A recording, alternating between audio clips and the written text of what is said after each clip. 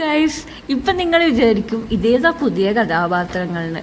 അതായത് കുറേ നാളുകളായിട്ട് ആരും പൂക്കിനെ കാണാണ്ട് എന്നതിൻ്റെ മെയിൻ കാരണമാണ് ഇപ്പം നിങ്ങൾ കണ്ടുകൊണ്ടിരിക്കുന്നത്. പൂക്കി പ്രഗ്നൻ്റ് ആയിരുന്നു. അങ്ങനെ 2 പെൺകുട്ടികൾക്ക് ജന്മം നൽകി. അപ്പോൾ അത് കണ്ണു പറഞ്ഞിട്ടില്ല കേട്ടോ. അതുകൊണ്ട് ഓരോ മൊമെൻറ്റ്സും ഞാൻ ക്യാച്ച് ചെയ്ത് വെച്ചിരുന്നു. അപ്പം ഇവർ ഉണ്ടായ കഥ എന്ന് പറഞ്ഞാൽ കുറച്ച് ലോങ്ങാണ്. ഒരു ദിവസം പെട്ടെന്ന് പൂക്കിനെ കാണാണ്ടായി. അപ്പോൾ നമ്മളൊക്കെ വിചാരിച്ചു പൂക്കി നമ്മളെ വിട്ട് പോയോ. പലരും പറഞ്ഞിട്ടുണ്ട് ഫുഡിന് വേണ്ടി മാത്രമാണ് ഈ പൂച്ചകളൊക്കെ ഈ സ്നേഹം കാണിക്കാന്ന്. ആ സമയം കൊണ്ട് നിങ്ങൾ ആ ചുക്കിടീനെ കുറച്ചുകൂടി കെയർ ചെയ്യുകയാണെങ്കിൽ നല്ലത് എന്നൊക്കെ പറഞ്ഞവരുണ്ട്. പക്ഷേ പൂക്കി നമ്മളോട് കാണിക്കുന്ന ഒരു സ്നേഹം ഉണ്ടല്ലോ, അത് ശരിക്കും വളർത്തുമ്പോൾ നമുക്ക് ഏതൊരു പെറ്റിനോടും ഉണ്ടാകുന്ന ഒരു സാധനമില്ലേ, അത് തന്നെയായിരുന്നു ഞങ്ങൾക്ക് പൂക്കിയോട്. അപ്പോൾ പൂക്കിനെ ഒരു ദിവസം പെട്ടെന്ന് കാണണ്ടായി. പൂക്കിനെ കാണാണ്ടായപ്പോൾ എല്ലാവർക്കും അത് വിഷമായി. എല്ലാവരും തപ്പി പൂക്കി പോകുന്ന സ്ഥലമൊക്കെ നോക്കി, പക്ഷേ ഇവിടെ പൂക്കിയില്ല. അപ്പോൾ നമുക്ക് മനസ്സിലായി ഇവളും എല്ലാ പൂച്ചകളെയും പോലെ ഒരാളെ കാണുമ്പം മറ്റൊരിടത്തേക്ക് പോകുന്ന ആളായി എന്നുള്ളതൊക്കെ ചിന്തിച്ചു. പിറ്റേ ദിവസം വാതിൽ തുറന്ന് നോക്കുമ്പോൾ ഇറയത്ത് പൂക്കി ഇങ്ങനെ തണുത്ത് വിറച്ചിരിക്കുകയാണ്. അപ്പോൾ നമ്മൾ ആരും മൈൻഡാക്കിയില്ല. കാരണം നമ്മൾ അങ്ങനെ നോക്കിയ ഒരാൾ പെട്ടെന്ന് നമ്മളുടെ അടുത്ത് നിന്ന് പോയാൽ നമുക്കുണ്ടാകുന്ന ഒരു വിഷമമില്ലേ, അങ്ങനെയായിരുന്നു നമ്മൾ ആ ഒരു ദിവസം രാവിലെ തൊട്ട് പിറ്റേന്ന് രാവിലെ വരെ നിന്നിരുന്നത്.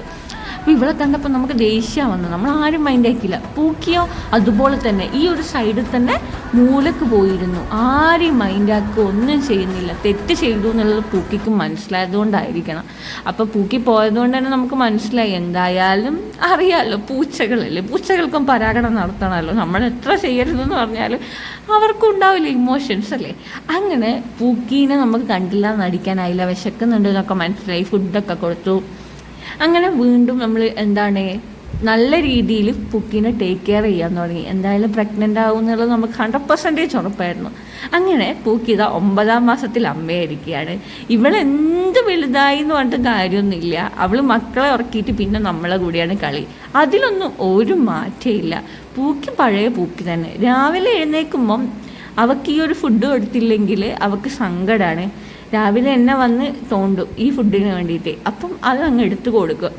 അപ്പോൾ അത് കഴിക്കുന്നത് കാണുമ്പോൾ നമുക്ക് ഭയങ്കര സന്തോഷം. അതാ പറഞ്ഞത് പൂക്കിയുടെ സ്നേഹത്തിൽ ഒരു മാറ്റം ഇല്ലാന്ന്. പലരും പൂക്കിയെക്കുറിച്ച് പറഞ്ഞിട്ടുണ്ട് പൂച്ചകളാണ്, ഫുഡ് കഴിച്ച് അവരങ്ങോട്ട് പോകുന്നു. പക്ഷെ അതുപോലെയല്ല ഞങ്ങൾക്ക് പൂക്കി നമ്മളെ വീട്ടിൽ ഒരു മെമ്പറെ പോലെയാണ്. ഇപ്പം അതേ മെമ്പർഷിപ്പ് എടുത്തുകൊണ്ടാണ് 2 കഥാപാത്രങ്ങളും കൂടി വന്നിട്ടുള്ളത്. ഇവരുടെ പേര് അസ്കിയും ഹസ്കിയുമാണ്. അപ്പം പൂക്കിയുടെ കുട്ടികളുടെയും കഥകൾ ഇവിടെ അവസാനിക്കുന്നില്ല. ഇനി ഇവരുടെ കഥകളുമായിട്ട് നമുക്ക് മറ്റു വീഡിയോയിൽ കാണാം. കാണും വരെ എല്ലാവർക്കും ടാറ്റാ ബൈ ബൈ.